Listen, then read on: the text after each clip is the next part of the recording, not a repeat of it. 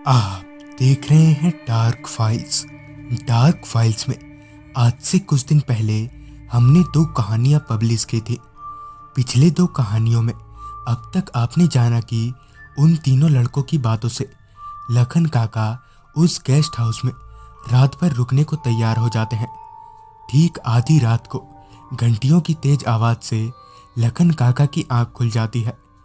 उन तीनों लड़कों के साथ लखन काका ने गेस्ट हाउस के एक कमरे में कुछ ऐसा देखा कि उनका दिमाग घूम गया। तो चलिए बढ़ते हैं इस कहानी के आखिरी भाग की तरफ। इस कहानी में आगे बढ़ने से पहले अगर आपने हमें इंस्टाग्राम पर फॉलो नहीं किया है तो कर लें और साथ ही लाइक करें हमारे फेसबुक पेज को। तो चलिए बढ़ते हैं आज की कहानी की ओर। उस दिन जब मैं यानी अतुल सुबह उठा तो उस दिन ठंड कुछ ज़्यादा ही थी, जिस वजह से दिन भर मैं घर से बाहर ही नहीं निकला। घर में बैठे बैठे बार बार मेरी आंखें लग जा रही थी।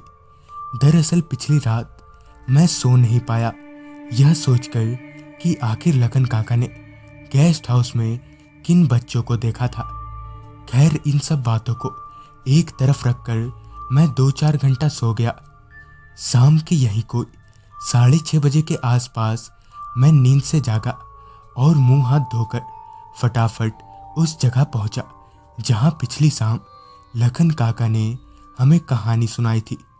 वहां पहुंचकर मैंने देखा कि लखन काका और मेरे बाकी के सभी दोस्त पहले से ही वहां मौजूद हैं। लिहाजन मैं फटाफट वहां जाकर बैठ गया। पर गनीमत तो इस बात की थी कि लखन काका ने अब तक कहानी चालू नहीं की थी। मेरे वहां बैठते ही लखन काका ने अपनी कहानी शुरू कर दी।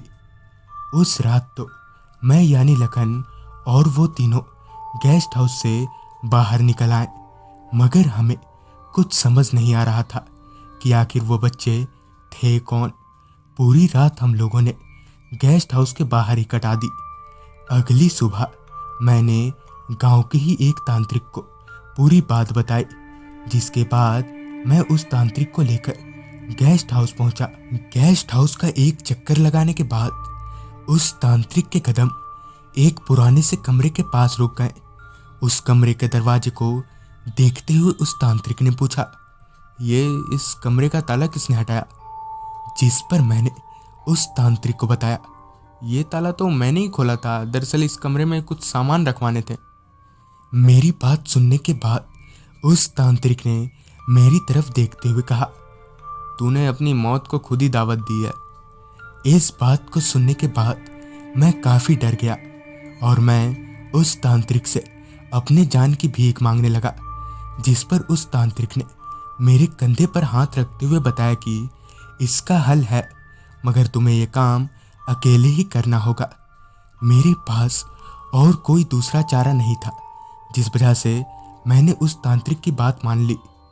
तांत्रिक के हिसाब से ठीक आधी रात को मैं गेस्ट हाउस गया। वहां मेरे अलावा तांत्रिक और वो तीनों लड़के भी मौजूद थे। तांत्रिक ने हवन की सारी तैयारियां कर ली थी। उस तांत्रिक के मुताबिक मुझे इस गेस्ट हाउस के तहखाने में जाना था और उस तहखाने में एक पीतल का लोटा होगा जो मुझे तांत्रिक को लाकर देना था। डरने वाली बात तो यह थी कि मुझे यह काम अकेले ही करना था। तहखाने की तरफ जाते हुए तांत्रिक ने मुझे सचेत करते हुए बताया कि वहाँ बहुत सारी आत्माएं होगी, मगर तुमने अगर उनमें से किसी पर भी ध्यान दिया तो तुम्हारा खेल वहीं खत्म हो जाएगा। आगे उस तांत्रिक ने मेरे हाथ पर एक धागा पकड़ाते हुए बताया कि उस लोटे को अपने हाथ में लेने के बाद इस धागे को वहीं फेंक कर आना, और हाँ, हाथों में लोटा पकड़ लेने के बाद उस लोटे को कहीं जमीन पर मत रखना। इसी के साथ तांत्रिक ने मुझे तहखाने के दरवाजे तक छोड़ दिया। डरा सहमा मैं यही सोच रहा था कि आज मेरी मौत पक्की है, पर किसी तरह थोड़ी बची कुची हिम्मत लेकर मैं आगे बढ़े जा रहा था। तहखाने की उस जगह जहां वो लोटा था, मैं वहां दाखिल हुआ ही था कि तभी बहुत से बच्चों के एक झुंड ने मुझे घेर लिया। उनमें से कई बच्चे के चेहरे तो पूरी तरह से कुचले हुए थे और कई के चेहरे समझ में ही नहीं आ रहे थे। वो बच्चे मुझे नुकसान पहुंचाना तो चाह रहे थे, मगर वो मुझे छू नहीं पा रहे थे। जैसे कि तांत्रिक ने बताया था कि मुझे उन पर ध्यान नहीं देना है, मैंने ठीक वैसा ही किया। मैं उन बच्चों को पार करके उस लोटे की तरफ बढ़ने लगा। उस लोटे के पास पहुंचते ही मेरे कानों में बहुत सी आवाजें गूंज रही थी, जो मुझसे यहाँ से चले जाने को बोल रही थी। जैसे जैसे मैं उस लोटे की तरफ आगे बढ़ रहा था, वो आवाजें और तेज होते जा रही थी। किसी तरह हिम्मत करके मैंने उस लोटे को अपने हाथों में उठाया। मैं अभी वहां से निकल ही रहा था कि तभी मुझे मेरे पीछे से एक आवाज आई। मैंने पीछे पलटकर देखा तो मेरे पिताजी थे, जिनको मरे बहुत साल बीत चुके थे। पिताजी को देखकर मेरी आंखों से आंसू छलक गया। पिताजी मुझे इशारा करके अपने पास बुला रहे थे।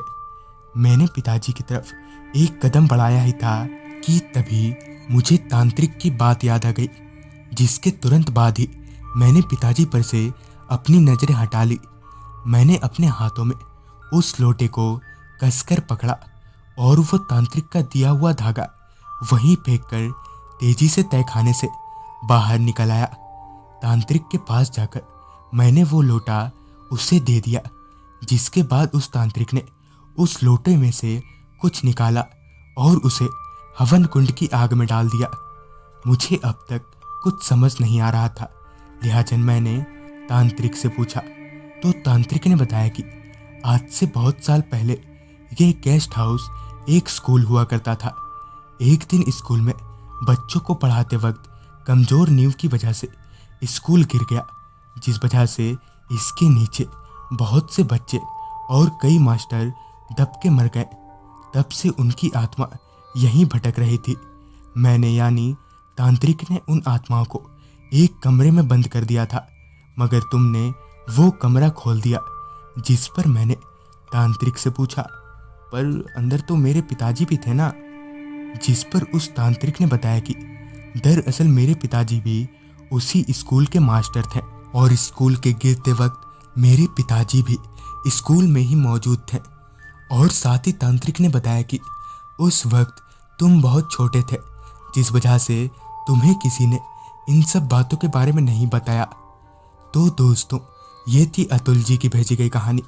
अगर आपके पास भी ऐसी कोई कहानियां हैं तो हमारे साथ जरूर शेयर करें। तो मैं आर्यन जल्द ही मिलूंगा आपसे ऐसी ही एक कहानी लेकर।